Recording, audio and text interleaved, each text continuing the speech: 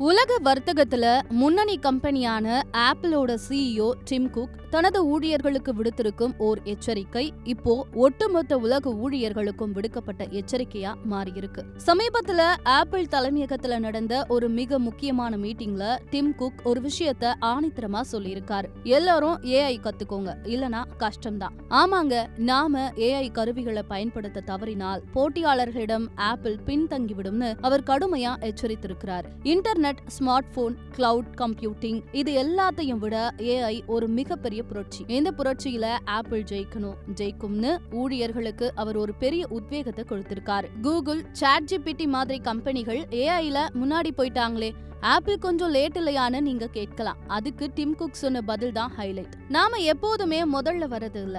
Make கம்ப்யூட்டருக்கு முன்னாடி ஒரு PC இருந்துச்சு, ஐபோனுக்கு முன்னாடி ஒரு ஸ்மார்ட் போன் இருந்துச்சு. ஆனா நாம தான் அந்த பொருட்களோட மிகச்சிறந்த நவீன வடிவத்தை கொடுத்து சந்தையே மாத்தி எழுதணும்.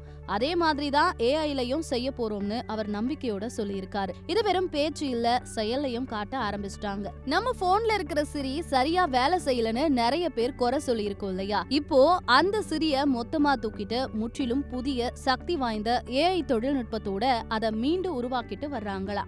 அது மட்டும் இல்லாம கடந்த ஒரு வருஷத்துல மட்டும் 12,000 பேரை புதுசா வேலைக்கு எடுத்திருக்காங்க. அதுல 40% பேர் ஏஐ ஆராய்ச்சிக்காக மட்டுமே. பால்ட்ரான்னு ஒரு புதிய ஏஐ சிப், ஹூஸ்டன்ல ஒரு பிரம்மாண்டமான ஏஐ சர்வர் மையம்னு ஆப்பிள் பல ஆயிரம் கோடிகளை ஏஐக்காக கொட்டிட்டு இருக்கு. சுருக்கமா சொல்லணும்னா டிம் குக் சொல்ல வர்றது இதுதான்: ஏஐ என்பது இனிமே ஒரு ஆப்ஷன் கிடையாது, அது ஒரு அத்தியாவசியம். இந்த அட்வைஸ் வெறும் ஆப்பிள் ஊழியர்களுக்கு மட்டும் இல்ல, நம்ம ஒவ்வொருவருக்கும் தான்.